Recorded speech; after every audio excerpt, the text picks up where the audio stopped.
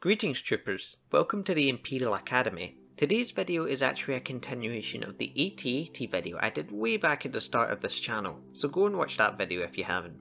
The quality might not hold up as well, but it is still a video that I am proud of. But with that, today we'll be looking at the AT-AT's smaller cousin, the Atst, or All-Terrain Scout Transport, also known by rebels and civilians as the Chicken Walker, unsurprisingly. We are going to look at the characteristics and features of the Atst, the weapons it has and what their role is and how they perform out in a battlefield. But with that, feel free to like and subscribe if you enjoy Empire content or just Star Wars content in general, and maybe feel free to share this video with other like-minded Star Wars fans to show your allegiance to the Empire. But without further ado, let's talk about ATSTs. The Atst is a smaller sized Imperial Scout Walker that is manufactured by Kuwait Drive Yards. Kuwait are responsible for designing and constructing many of the large vehicles within the Empire, such as Star Destroyers and the larger Imperial Walkers such as the AT-ATs, AT-ACTs, and many of the Republic Walkers of the Clone Wars. ATSTs are used by the Empire to assist trooper squads out in a battlefield by providing cover fire to allow stormtroopers to push through a defence. As well as that, they are used for flanking and taking enemies by surprise, being able to clear out groups of infantry that can pose a potential problem to stormtrooper squads. They can output a flurry of powerful attacks that can be dangerous for those who happen to be within its firing range on the ground, as they are outfitted with an arsenal of deadly weapons that allow them to strike fast and hit hard while keeping enemy troops on their toes, which is why they are predominantly used when patrolling civilian worlds. An Atst stands at 9.04 meters in height and is 4.5 meters in width. They can walk up to speeds of 90 km per hour with relative ease on smooth terrain.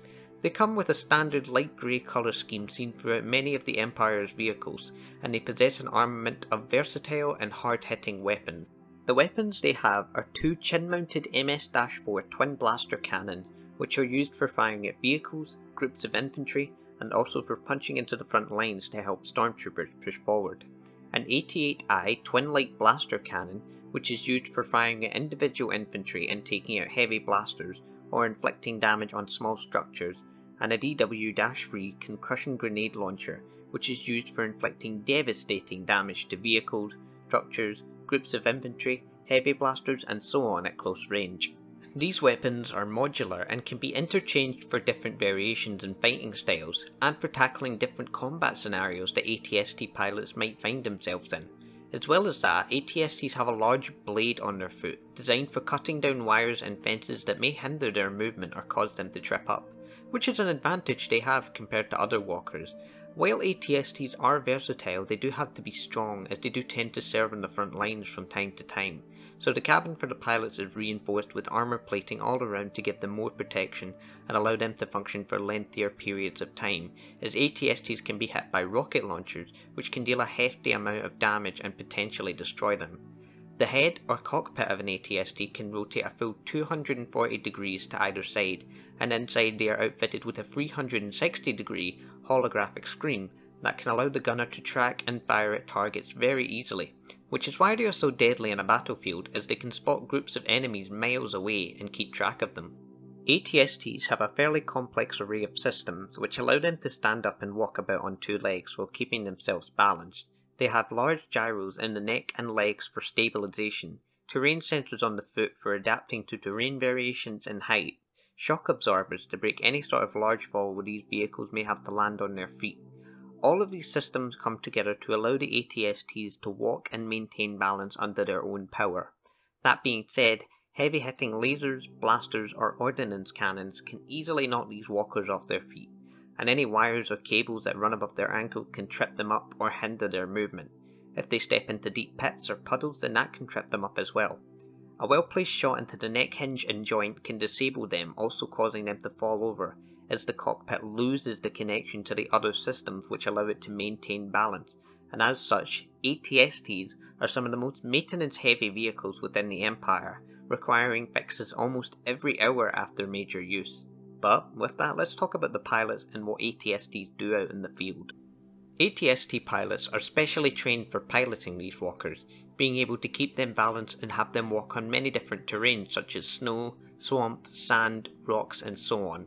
ATSTs typically work under two pilots, one responsible for movement and the other fires the weapons. They both coordinate with each other to ensure their walker runs as smoothly as possible and doesn't get damaged or destroyed. Pilots are trained in reconnaissance and hunting missions and are shown how to scout and remain concealed from enemy witness. A lot of Atst pilots go on to become AT-AT pilots and work on many of the larger walkers within the Empire's arsenal, usually serving under a commander, sergeant or field general, or even being in charge themselves. They wear a light grey jumpsuit with armour underneath and a helmet similar to the Imperial officer's battle armour to protect him. They don't require much armour as they are mostly protected in their walkers, with the ATST's cabin having many of the vital life support features integrated into them to keep the pilots alive. During major siege or defence operations, ATSTs can be seen protecting the larger walkers or outposts and are usually escorting AT-AT walkers to their targets. As well as that, an ATST's main area of expertise lies in scouting and reconnaissance, usually seeking out hidden rebel camps and bases to secure and destroy them. Due to their smaller size, they can flank around enemy lines with infantry and hit enemies hard from the side or back, disrupting the enemy's teamwork and flow and sometimes altering the course of a battle, and saving the lives of many stormtroopers in the process. Some ATSTs perform solo scouting missions to hunt a target, usually a war criminal, bounty hunter, or just keeping rowdy civilians in check. Speaking of civilians, ATSTs are the go-to vehicle in the Empire to patrol and lay down Imperial law within civilian worlds. They act as a symbol of might and power, showing civilians that if you mess with the Empire, then you could have one of these walkers on your back. They are used during major battles to clear out large and small spots of enemy infantry units to allow the larger assault force to push through as they scout ahead and report conditions back to a field commander or anyone leading the operation. As said before, their speed, strength and weapons make them a vital part of the Imperial Armada, and despite their downside, they show great skill and great use out on a battlefield, as many stormtroopers most likely owe their lives to these walkers, and thus they are a fantastic addition to the Empire.